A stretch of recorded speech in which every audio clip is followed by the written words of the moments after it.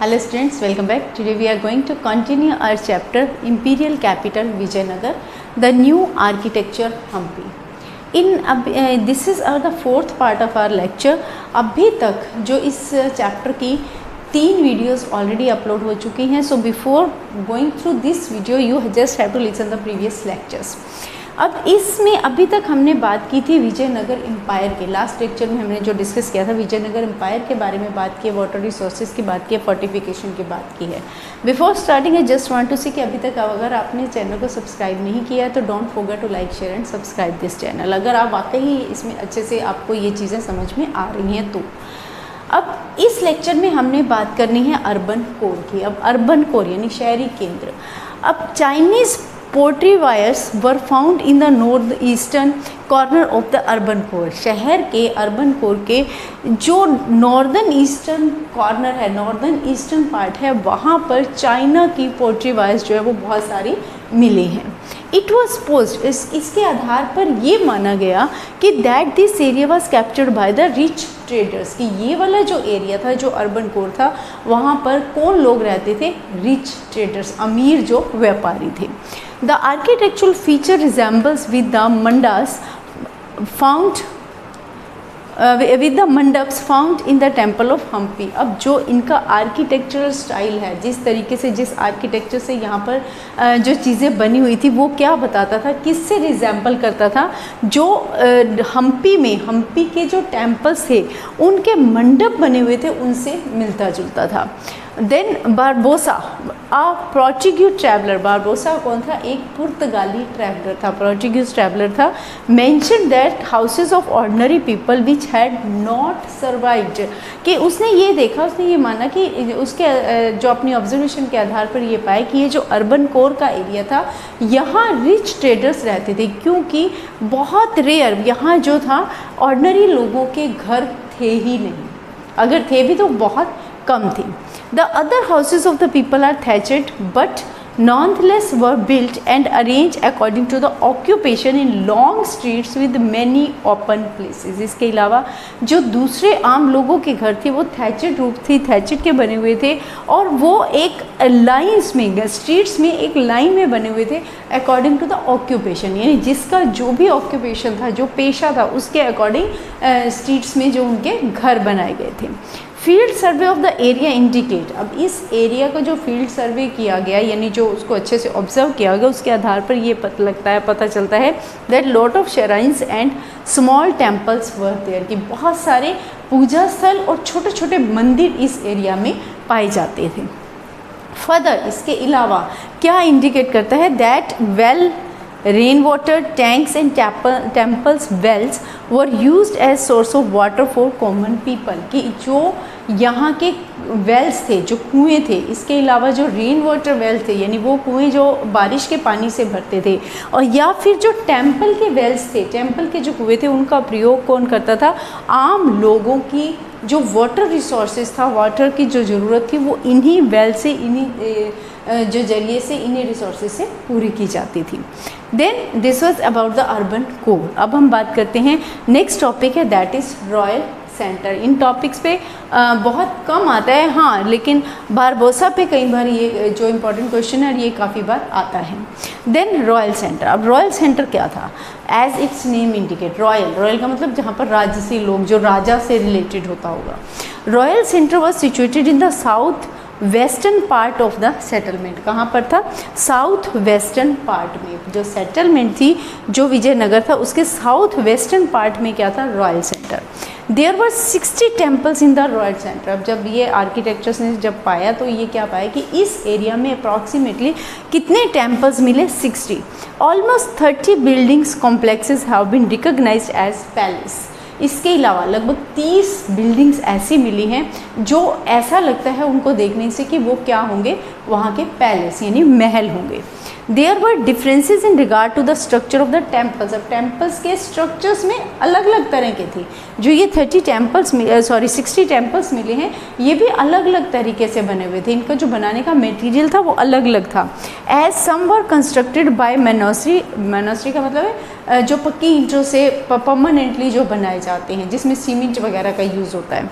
तो कुछ घर तो ऐसे थे जो अच्छे से बने हुए थे, परमानेंट बने हुए थे टेम्पल्स, सॉरी नॉट घर, टेम्पल्स ऐसे थे जो परमानेंट थे, और कुछ ऐसे थे otherwise made of perishable material. Perishable material होता है जो जल्दी ही समाप्त हो जाता है, जो लंबे समय तक नहीं चलता है, और कुछ मंदिर ऐसे मटेरियल से थे, किस मटेरियल से बने थे, जो लंबे समय तक चलने वाला नहीं था, राइट। तो ये क्या था डिफरेंस उन मंदिर में। ये मंदिर कहाँ थे, रॉयल सेंटर में। अब रॉयल सेंटर में ही एक सबसे इम्पॉर्टेंट आपका टॉपिक है, और इस पर 100% क्वेश्चन आता ही आता है। ये टॉपिक आपको, चाहे आप इसको रट लीजिए, चाहे इसकी स्टोरी के रूप में इसको माइंड में रख लीजिए, बट ये आपके दिमाग में ज़रूर रहना चाहिए। It's very important question. कौन सा है ये, महानवमी डिब्बा, राइट। अब महानवमी डिब्बा क्या था, महानवमी, महानवमी, नवमी मतलब 9वां दिन, एज इट्स नेम इंडिकेट। अभी हम इसके मीनिंग की भी बात करेंगे। अब था ये क्या, Kings palace is the largest enclosure in the royal residence. अब ये जो महानवमी डिब्बा था, इसको ये क्या था, राजा का पैलेस था, जो कि इनक्लोजर था, मतलब चारों तरफ से घिरा हुआ था। It has 2 most impressive platforms. अब राजा का जो महल था उसमें 2 प्लेटफॉर्म्स थे। कौन कौन से प्लेटफॉर्म्स थे, एक था ऑडियन हॉल और दूसरा था महानवमी डिब्बा। राजा के पैलेस में 2 मेन प्लेटफॉर्म्स थे, ऑडियंस हॉल और दूसरा महानवमी डिब्बा। ऑडियंस हॉल क्या था, इस elevated platform with the slot of wooden pillar. Elevated कर थोड़ा उठाकर, ज़मीन से ऊंचा उठाकर उसको बनाया गया था, with slot of wooden pillars eight close and regular interval. यानी इसको अगर हम डायग्राम के उसमें समझने की कोशिश करें तो क्या होगा, जैसे सपोज ये थोड़ा सा ज़मीन से ऊपर उठा हुआ एलिवेटेड एरिया है, और यहाँ नीचे किसके ऊपर टिका हुआ है, ये पिलर्स के ऊपर। यहाँ नीचे क्या बना दिए, पिलर्स, राइट। ये पिलर्स हैं, पिलर्स के ऊपर ये एलिवेटेड एरिया है जिसको थोड़ा ऊपर उठाकर बनाया गया है। अब यहाँ एलिवेटेड एरिया के ऊपर क्या था, यानी रेगुलर इंटरवल, बराबर इंटरवल्स पर ये लगाए गए थे। There was staircase that was used to go up to the second floor. It means कि इसके ऊपर क्या बनी हुई थी, एक और फ्लोर बनी हुई थी। अब इस फ्लोर पर जाने के लिए क्या था, स्टेयर्स, यानी सीढ़ियाँ बनाई गई थी जिनसे कि इस फ्लोर पर जाया जा सके, राइट। एक प्लेटफॉर्म बना, प्लेटफॉर्म के ऊपर क्या था, यहाँ पर प्लेटफॉर्म के ऊपर एक हॉल बिल्डिंग बनी हुई थी, और उस पर सेकंड फ्लोर पर जाने के लिए किससे जाते थे, with the help of stairs, right. And second floor and rested upon these wooden pillars. और ये किसके ऊपर था, इन्हीं वुडन पिलर्स के ऊपर। इसको आप इस तरीके से भी बना सकते हैं, जैसे ये है दिस वन, इसको रब कर दीजिए, you can take it like this. ये दिस वन इज, मतलब आपका ये एलिवेटेड एरिया हो गया, ऊपर एक फ्लोर होगी और ऊपर सीढ़ियाँ जहाँ पर जाती थी। Then there were many ritual associated with the, अब ये तो बात हो गई ऑडियंस हॉल की। सेकेंड हमारा आ जाता है महानवमी डिब्बा, जो कि मोस्ट इम्पॉर्टेंट टॉपिक है, जैसे कि अभी मैंने आपको बताया। महानवमी डिब्बा, अब हम इसके मीनिंग की बात करते हैं। नाम से ही हमें क्या लगता है, नवमी यानी 9वां दिन। अब हमें मालूम है हिंदू रिलीजन में 9 डेज़ की क्या होती है, हम लोग अष्टमी नवमी सेलिब्रेट करते हैं। कब आता है ये, दशहरे के आसपास, राइट। तो वही जो दशहरा कब होता है, 10वीं को, उससे पहले 9 दिन होते हैं, उससे पहले महानवमी आती है। तो ये दिन उसी को ही इंडिकेट करता है, महानवमी यानी 9वां दिन, यानी जो दुर्गा अष्टमी या नवरात्रों की जो सेलिब्रेशन होती है उसको क्या बोला जाता था, Mahanavami. There are many rituals associated with the Mahanavami Dibba. अब उस दिन, महानवरात्रि वाले दिन या महानवमी वाले दिन, बहुत सारी रिचुअल सेरेमनीज की जाती थी। लिटरली इट मीन्स, इसका लिटरल मीनिंग क्या है, 9th day, as I have told you, 9th day of the 10th day Hindu festival during the autumn months. अब मोस्टली दशहरा कब आता है, ऑटम मंथ्स में, September and October, right. This period had Dussehra in northern India. इस समय को हम northern India में किस नाम से जानते हैं, 10वें दिन को दशहरा, और Durga Puja in Bengal, Mahanavami in peninsular India, right. The rulers of Vijayanagara displayed their power and performing. इसके अलावा इस समय में ये जो 9 दिन होते थे, 10वां दिन कौन सा हो गया, दशहरा, दशहरे से पहले जो 9 दिन नवमी में वो जो राजा विजयनगर के क्या करते थे, अपनी पावर को शो करते थे, अपनी प्रेस्टीज को शो करते थे। कैसे शो करते थे? By performing worship of kings image. इन दिनों में राजा की इमेजेस की पूजा की जाती थी, स्टेट हॉर्स की पूजा की जाती थी, बफलोज वर सैक्रिफाइसेस, बफलोज के की बलि दी जाती थी विद अदर एनिमल्स। इसके अलावा अन्य एनिमल्स की भी बलि इस दिन दी जाती थी। Then on the last day of the year, last day जब होता था उस दिन the king examined army, army का निरीक्षण करता था, आर्मी को ऑब्जर्व करता था, और जो नायकास थे वो क्या करते थे, राजा के लिए महंगे से महंगे गिफ्ट लेकर आया करते थे।